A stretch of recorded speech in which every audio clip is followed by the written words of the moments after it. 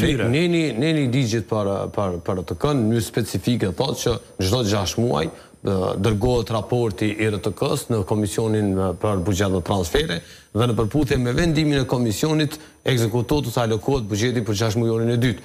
Thjesht buxhetin e kanë pasur, por ministri s'ka pasur drejt ta ekzekutoj pa një vendim, respektivisht rekomandim të Komisionit për Buxhet dhe Transfere. Dhe kjo ka qenë rruga e rregullt, rruga ligjore. Tash mund ta diskutojmë pse ekziston kjo dispozitë.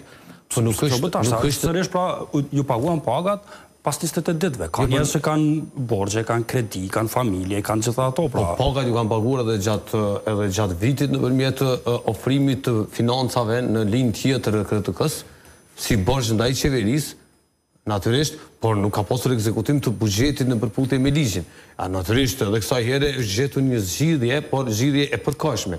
Zgjidhja e rregullt e përhershme është dhe do të ishte se tashmë nuk është asaj ëma pas shpërndarjes së kuvendit, por ekzistonte mundësia deri në ditën e fundit të shpërndarjes së kuvendit deri më 19 dhjetor, që të themelohet Komisioni për Buxhet dhe Transfere dhe ta miratoj këtë vendim sa për të çliruar le të themi financat e RTK-s. Dhe do i pyes specifikisht edhe për këtë çështje pra për seancën, mirë po kur bë në fund të muajit zgjidhja, pse s'o bën fillim muajit, pra pas ka qenë e mundshme, zgjidhja u gjet. A ju dash sa shumë kohë me mendu ministrit, stafit i që të gjeni zgjidhje për të paguar rrogat njerëzve. Sepse ajo çfarë lashije shumë të keqe, Zotëri Rustemi, është fakti që në ekran delin gazetarët në protesta. Kishte një farë lloj autoritarizmi tingëllëke. Jo, në asnjë mënyrë është pikpamje krejtësisht e gabuar edhe egzagerim. Punonjësit e televizionit publik. Punonjësit kanë të drejtë dhe mirë që kanë protestuar. Kanë protestuar për t'i bërë presion secilit deputet dhe secilit parti politike për të mundësuar alokimin e buxhetit të RTK-s në përputhje me ligjin, siç thot ligji, duke themelu Komisionin për Buxhet dhe duke ekzekutuar buxhetin. Qeveria ka gjetur zgjidhje dhe ka ofruar zgjidhje të përkohshme gjatë gjithë vitit për RTK-n. E thash edhe më parë. Ne po flasim për zgjidhjen e rregullt. Ju peshmangni zgjidhjen e rregullt.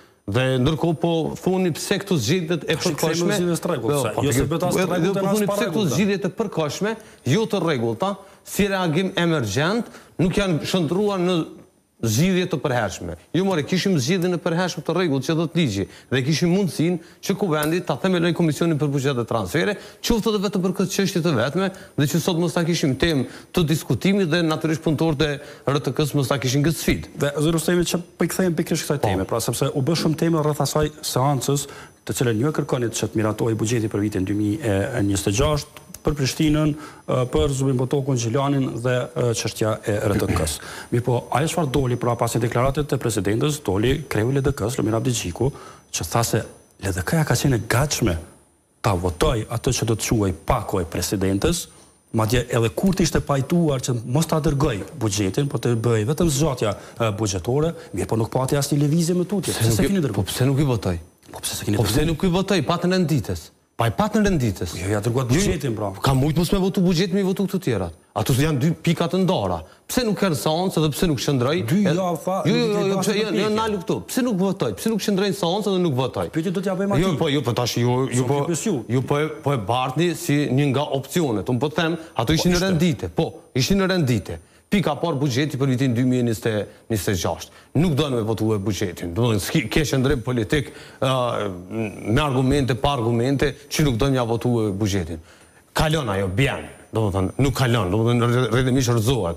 Kalon pikën tjetër, që është buxheti për Prishtinën, Gjilanin, Zubin Botokun, e voton. Është pika tjetër, buxheti për RTK-n, e voton. Është pika tjetër, plani rritjes, mbi 800 milionera e voton. Dhe është pika tjetër e fundit, marrëveshje ndërkombëtare i voton. Po pse si votaj? Po pse s'kishit marrëveshje paraprake, pra pse s'u morët vesh që ta votoni pakon e presidentës? Pse se keni bërë asnjë hap 2 javë sipas Abdigjikut, 2 javë det asnjë hap se keni bërë me shku me votu. Me pas dëgjuar Abdigjikun, kuvendi shpërndau me 26 tetor, kur ka dështuar kryeministri Kurti me marrë votat e mjaftueshme.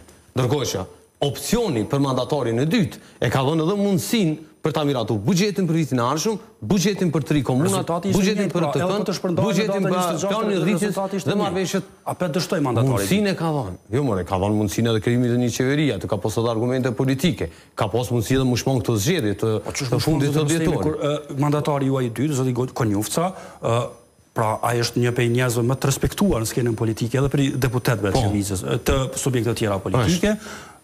Pas mandatimit, Toli tha, unë tha nuk kërkoj marrëveshje me parti politike. Le të më votojnë çështo. Ç'është më votu të mos ofru marrëveshje. E ka bërë të qartë që qeveria Konjufca, edhe lëvizja edhe zoti Konjufca, do të jetë qeveri e përkohshme në kuptimin kohor.